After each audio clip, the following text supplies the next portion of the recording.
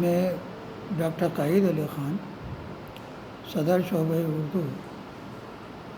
سمراٹ پرتھوی راج چوہان راجکیہ مہا ودیالیہ اجمیر سے M a previous کے first paper کی غزلیں جو بچوں کی تشریحات کر رہے ہیں وہ پڑھا رہا ہوں۔ ان میں اس سے پہلے ولی دکنی کی پہلی غزل ہم نے اس لیکچر میں اس کی تشریحات کی تھی،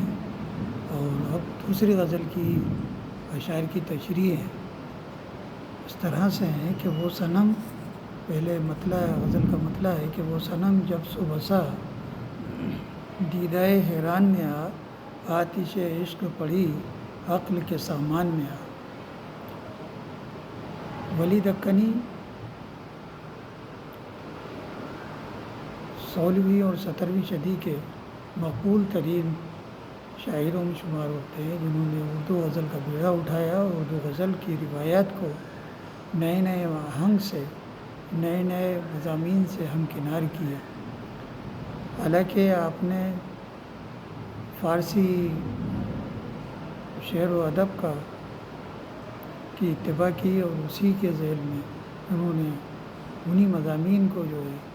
اپنی غزلوں میں پیش کیا ہے۔ لیکن اردو چونکہ اس زمانے کے اندر اپنے ارتقائی مراحل طے کر رہی تھی،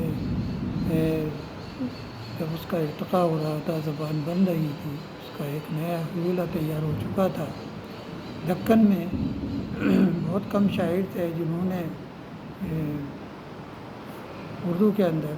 صاف ستھری اردو کے اندر اردو شاعری کی ہے۔ حالانکہ اردو کا پہلا صاحب دیوان شاعر جس کو قلی قطب شاہ کہا جاتا ہے، اور وہی جس نے مختلف اصناف سخن پر طبع آزمائی کی اور اردو زبان کے اندر اپنی کمالات دکھائے تھے، اسی طرح ولی جنہوں نے کہ شمالی ہند میں آ کر اردو شاعری کا باقاعدہ آغاز کیا تھا، اور اردو غزل کوئی کی بنیاد بھی اسی وقت پڑی تھی جب یہ 18ویں صدی کی ابتدا کے اندر جب ولی شمالی ہند میں آتے ہیں، دہلی میں آتے ہیں، وہ قیام پذیر ہوتے ہیں، اور وہاں آ کر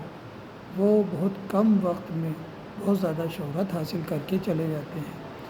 تو ولی کی شہرت کا جو خاصہ تھا، یا ولی کی شہرت کا جو دار و مدار تھا، وہ ان کی آسان گوئی تھی۔ وہ عام فہم لب و لہجے کے اندر اپنی زبان میں بات کو کہا کرتے تھے، اور انہوں نے انہی الفاظ کو اس میں پیش کیا ہے، انہی مضامین کو، انہی خیالات کو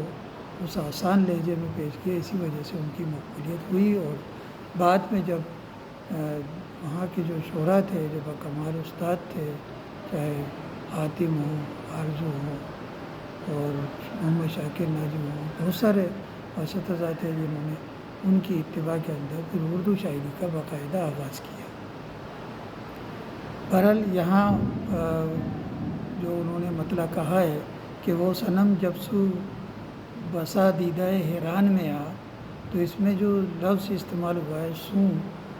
اب اردو کے اندر جو لفظ متداول ہے اس کی جگہ پر وہ سے ہے، تو اگر یہ یوں پڑھا جاتا ہے کہ وہ صنم جب سے بسا دیدہ حیران میں تو سو جو لفظ ہے آج بھی دکن کے اندر حیدرآباد وغیرہ میں سننے کو مل جائے گا، تو یہ لفظ اس میں اس سے لیا گیا ہے، اس وقت کا ہے۔ تو آتش عشق پڑی عقل کے سامان میں، اس مطلب میں اپنی عشق کی کیفیات کا اظہار کرتے ہوئے ولی نے اس مطلب میں کہا ہے کہ ہمارا محبوب یعنی ہمارا صنم جس کی ہم پوجا کرتے ہیں، پرستش کرتے ہیں اور اس کی عبادت کرتے ہیں، اس کو صنم کہا گیا ہے، یعنی بت کو بھی کہا جاتا ہے صنم، اور بت کے اوپر چونکہ کسی چیز کا اثر نہیں ہوتا، اسی طرح سے شاعر نے وہ صنم لفظ استعمال کیا ہو۔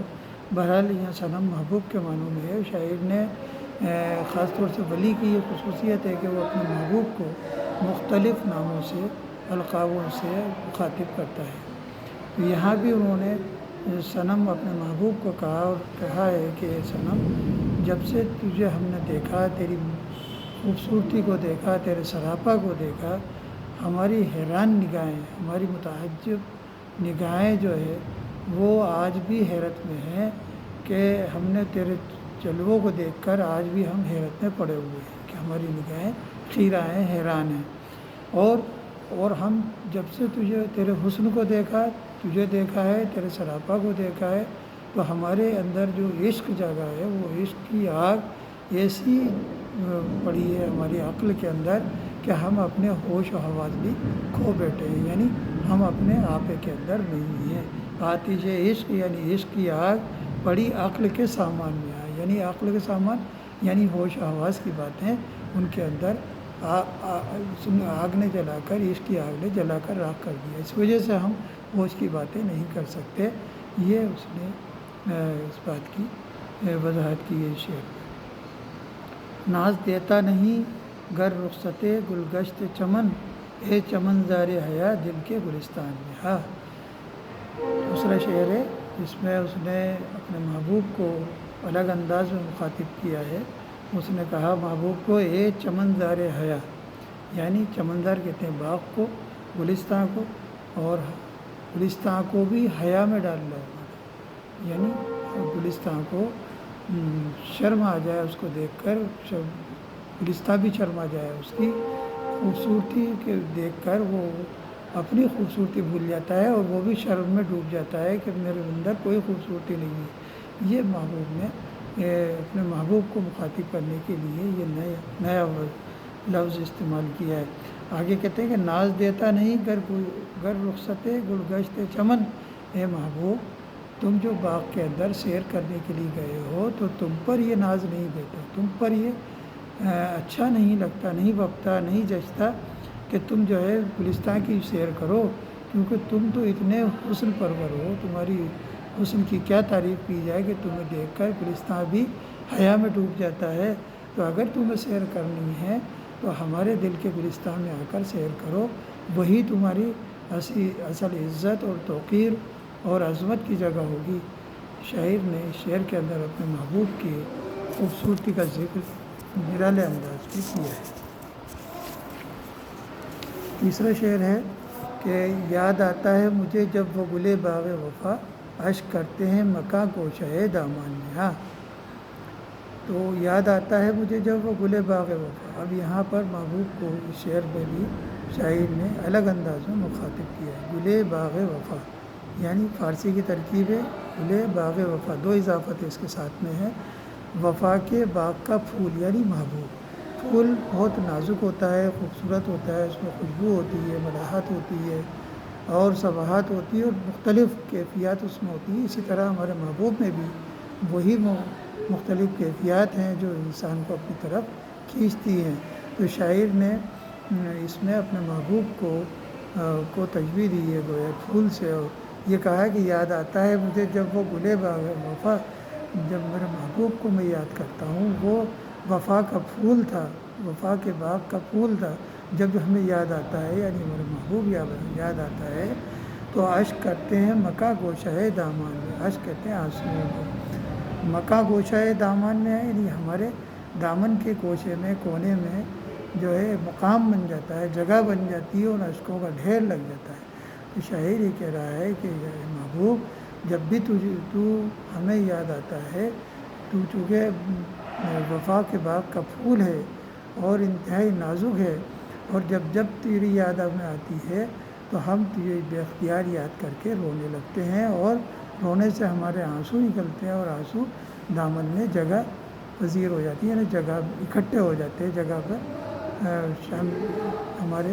دامن کے اندر اکٹھے ہو جاتے ہیں۔ یہ کہنا چاہتا ہے شاعر کہ محبوب تجھے دیکھ کر ہمارے آنکھوں میں آنسو آتے ہیں بے اختیار، اور تیری یاد کے اندر ہم رونے لگتے ہیں۔ یعنی یہاں پر شاعر نے اپنے محبوب کو یاد کر کے اور اس کی دلی کیفیت کا اظہار اس میں کیا ہے، اور محبوب کو کتنا چاہتا ہے کہ وہ شدت عشق کا بیان کرنا چاہتا ہے اور بتانا چاہتا ہے محبوب ہم تمہیں کتنا چاہتے ہیں کہ جب بھی تیری یاد آتی ہے ہم تجھے بے اختیار یاد کر کے رونے لگتے ہیں، اور وہ آنسو جو ہمارے آنکھوں سے نکلتے ہیں وہ ہمارے دامن میں آ کر جمع ہو جاتے ہیں، اکٹھے ہو جاتے ہیں۔ موجے بیتابی دل اشک میں ہوئی جلوہ نما، جب بسی زلف صنم طبع پریشان میں۔ دیکھیے اس میں بھی بڑا نازک پیرایا اختیار کیا ہے شاعر نے، اور بتایا ہے کہ اے محبوب، ہم تیری محبت میں ایسے گرفتار ہوئے کہ تجھے یاد کر کر کے روتے ہیں، اور روتے ہی یوں نہیں ہے بلکہ اس کا ثبوت یہ ہے کہ رونے سے ہمارے آنکھوں سے جو آنسو نکل رہے ہیں وہ بھی بےتابانہ ہیں، یعنی موجدار ہیں، ایسی موجیں نکل رہی ہیں جیسے کہ دریا کے اندر موجیں مارتی ہیں، لہریں ہوتی ہیں اور اس کے اندر جلوہ نما ہو رہے ہیں، آنسو بھی اس میں جلوہ نما ہو رہے ہیں، یعنی کس کی وجہ سے؟ جب سے وسیع زلف صنم طبعی پریشان ہوا، زلف صنم محبوب کی زلفیں، طبع پریشان یعنی پریشان طبیعت کے اندر، یعنی محبوب جب سے ہماری تیری زلفوں کو ہم نے، پیچدار زلفوں کو ہم نے دیکھا ہے، تو ہماری پیچدار زلفوں کو، خمدار زلفوں کو، لہردار زلفوں کو دیکھ کر ہم جو ہے ایسے اشکبار ہوتے ہیں، ایسے روتے ہیں کہ رونے کے اندر جو آنسو بھی نکل رہے ہیں وہ بھی لہردار ہیں، ان پر بھی لہریں نکلتی ہوئی نظر آ رہی، موجیں مارتی ہوئی نظر آتی ہیں۔ یہ ایک نیا انداز ہے جو ولی نے اس شعر کے اندر اپنایا ہے، اور بہت خوبصورت استعارہ اور تشبیہ اس کے اندر استعمال کی ہے شاعر نے، جو ان کی استعداد کلامی یعنی استادانہ کمال کی جو ہے غماز ہے شعر کے اندر جو ولی نے پیش کی ہے۔ ولی کی دیگر اشعار کی تشریح ہم دوسرے لیکچر میں انشاءاللہ کل پیش کریں گے۔